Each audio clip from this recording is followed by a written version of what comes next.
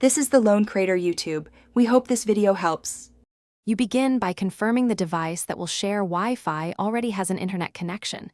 This is the single required source.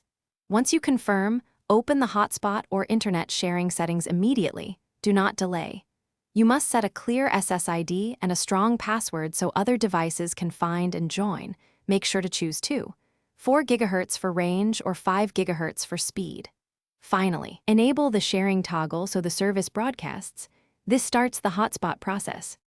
Now you connect client devices.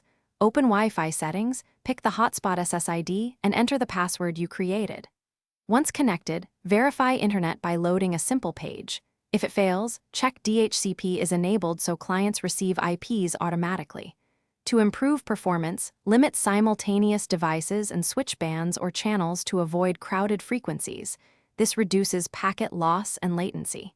If using a laptop host, consider plugging into power and disabling sleep mode. Finish by locking down security. Set WPA2 or WPA3 and avoid default names to deter casual access.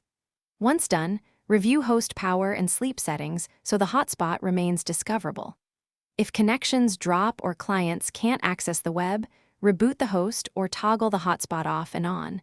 This resolves most transient issues. Also check your cellular plan or router for tethering limits and temporarily disable VPNs that can prevent shared traffic. These checks prevent recurring problems and restore normal sharing quickly. Thanks for watching. Consider subscribing if we helped you.